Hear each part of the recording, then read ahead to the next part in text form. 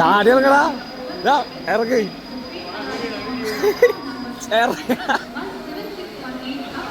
ഇറങ്ങി റെല്ലിക്ക്. ഇങ്ങനെ നമ്മൾ ഹരിയർ ഫോർട്ട് കണ്ട ശേഷം നമ്മുടെ പിന്നത്തെ സ്പോട്ട് എന്ന് പറഞ്ഞാൽ മുംബൈ ആയിരുന്നു. അപ്പം നമ്മൾ അവിടെ നേരെ വിട്ടത് CST റെയിൽവേ സ്റ്റേഷനിലേക്കാണ്. CST റെയിൽവേ സ്റ്റേഷനൊക്കെ പറഞ്ഞാൽ നമ്മൾ വീഡിയോയിലൊക്കെ കാണുമ്പോൾ സീൻ ലുക്കാണ്. നമ്മൾ നേരിട്ട് കണ്ടപ്പോൾ നമുക്ക് ആ ഒരു ഫീൽ കിട്ടിയില്ല. ചിലപ്പോൾ നമ്മൾ നൈറ്റ് കണ്ടുകൊണ്ടായിരിക്കാം. അങ്ങനെ CSTയിൽ ഇറങ്ങിയ ശേഷം നമ്മൾ നേരെ ഒരു ടാക്സിയും ബുക്കാക്കി പോയത് മുഹമ്മദ് അലി ഫുഡ് സ്ട്രീറ്റിലേക്കാണ്. ഇത് വീഡിയോയിലൊക്കെ കാണുമ്പോൾ വലിയ രസമില്ലെങ്കിലും നേരിട്ട് കാണാൻ സീൻ ലുക്കാണ്. നൈറ്റ് അടുപ്പിച്ചടുപ്പിച്ച് കുറേ കടകളും എല്ലായിടത്തും പല പലതരം ഫുഡുകളും. ഇതൊക്കെ തന്നെ മതിയല്ല നമുക്ക്. പക്ഷെ നമ്മൾ അവിടുന്ന് വളരെ കുറച്ച് ഫുഡ് കഴിച്ചുള്ളൂ. കാരണം നമ്മുടെ മെയിൻ ഫോക്കസ് ഹോട്ടൽ ഷാലിമാറാണ്.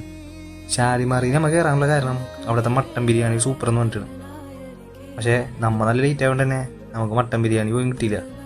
സോ നമ്മൾ ചിക്കൻ വെച്ച് അഡ്ജസ്റ്റ് ചെയ്തു.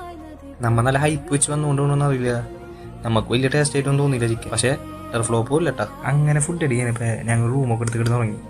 പിറ്റേ ദിവസം നമ്മുടെ ഫസ്റ്റത്തെ പ്ലാൻ എന്ന് പറഞ്ഞാൽ ലോക്കൽ മുംബൈ സ്ട്രീറ്റ് കാണാനായിരുന്നു.